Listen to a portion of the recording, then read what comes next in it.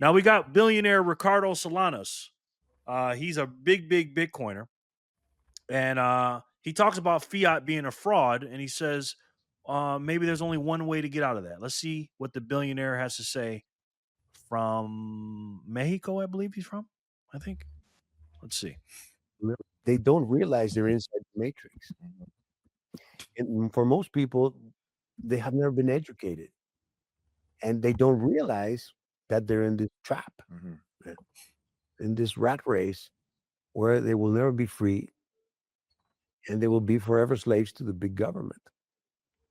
So some people are fine being slaves. They don't mind it, unfortunately. Yeah. But I would like to say that most of us don't like it. We like to be free in control of our own decisions. And the sooner we get illustrated by Bitcoin, Yeah. the better. That's why I just wrote that book, the Bitcoin Enlightenment, with some co-authors. And it explains my deep distrust and how I despise fiat, and how I think fiat is the biggest fraud around, and that the only way to get out of that fraud is through Bitcoin. Yeah. It makes you responsible. You got to learn to custody your stuff. Yeah. Because that's another thing. Hey, my money is safe. It's in the bank. I'm a banker, I have a bank. I have 22 million customers. Yeah. And I know all about the risks. People think that they took the money to the bank, put it there, and that they're probably sitting in the vault in the backside of the bank. It's not like that. The money's gone. Yeah. It's invested in it's been loaned to somebody to buy a house. Yeah. That's what banks do, That's exactly right. That's exactly. So the banking system is also heavily reliant on the central bank as a lender of last resort. And, because we have the lender of last resort, then banks take on more risk than they should. Yeah. So there's an excellent book from the 18th century, 1800s, called Lombard Street. There's nothing new under the sun. Everything has been tried, discovered, and it's the same thing, If you extend credit without corresponding savings, if you mismatch investment horizon with the deposit horizon, there's going to be a problem. Yeah, it's fundamentally fraudulent, right? Fractional reserve banking. By definition, it's an insolvent business practice. You mean Ponzi scheme? Yeah, it's a Ponzi. And it's actually not even fractional anymore, because now, back then it was like, they needed to hold 10% or something. Now they don't have to hold anything. Exactly. Great point. But thoughts on that, guys? What do you guys think? I'll go first. I find the message is good, but I really find it hard to swallow from a billionaire. He's talking about a rat cage and you don't want to be in the cage. He literally owns the cage.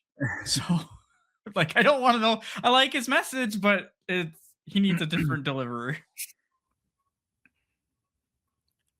Yeah, I think that it's kind of like what I talk about a lot. And I really do my best to try to find balance between, the current state of society, the current state of war, the current state of politics, but also like the mindset and the ideology we have to keep as people. So as much as the stuff that we're talking about, it does matter, because Bitcoin is political. Okay. Bitcoin is political. But it's also just important for us we have to be grounded within ourselves, right?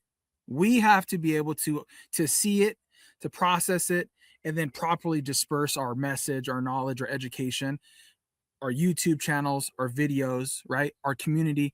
And I think that in Bitcoin is so important, because that's what's going to get the other people in, right? So you go to your average Joe on the street. What's inflation? How does the dollar work? Do you know what the Federal Reserve is? You can go down all these little talking points and stuff. 90% of them they don't know, or they're going to answer the question in a false manner, and they may act like they think they know. So Like for myself, I know for myself, I want to try to get better and do my best at being an educator and to try to speak in layman's terms, because we know that as Bitcoiners, we have a tendency of just going, man. We're just like, yeah, boom, talking points, and we're just going crazy. And these people are looking at us like we have three heads. So,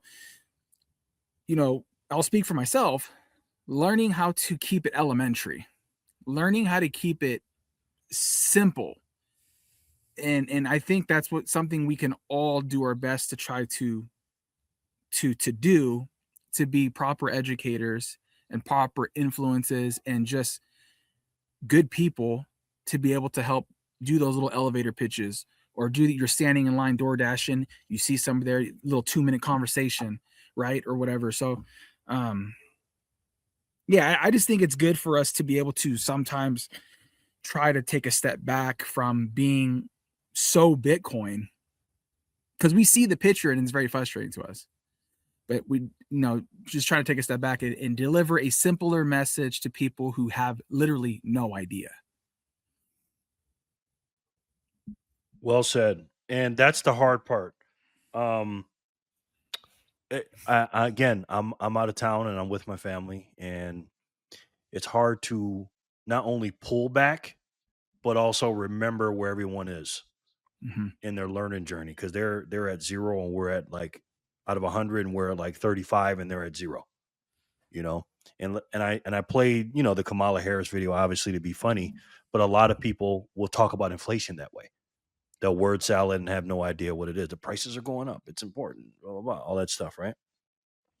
But like Trent said with the billionaire guy, he's obviously we can't really relate to him because he is in the banking and stuff like that. But Stack and Richie said something pretty fair. He said, to be fair, he wasn't always a billionaire though.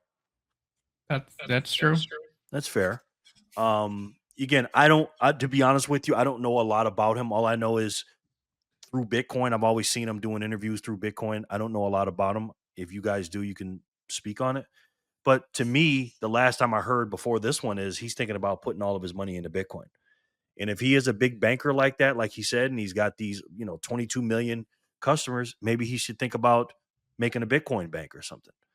Who knows if he'll do that or not? But everything he said, I agree with him. He said fiat is basically poison and it's messing us up, and people don't understand money. And it's funny that Robert Breedlove was giving him that interview because he has a podcast called What is Money? And people don't know what money is. I went back to the beginning with my sister-in-law a couple days ago, and I sat with her and I asked her that question, what is money? And she says, oh, it's, basically cash, long story short. And I said, well, I talked about bartering and understanding that.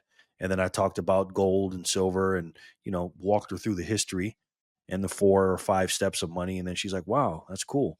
But when you have a thing outside of this system in Bitcoin, it takes you down such a crazy different rabbit hole.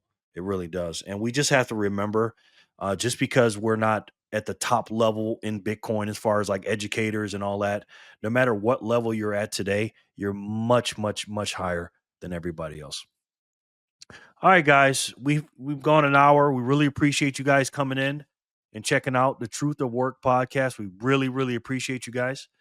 We'll see you next Sunday. And next Sunday will be the final Truth or Work podcast before the Bitcoin conference that Trent will be front and center at.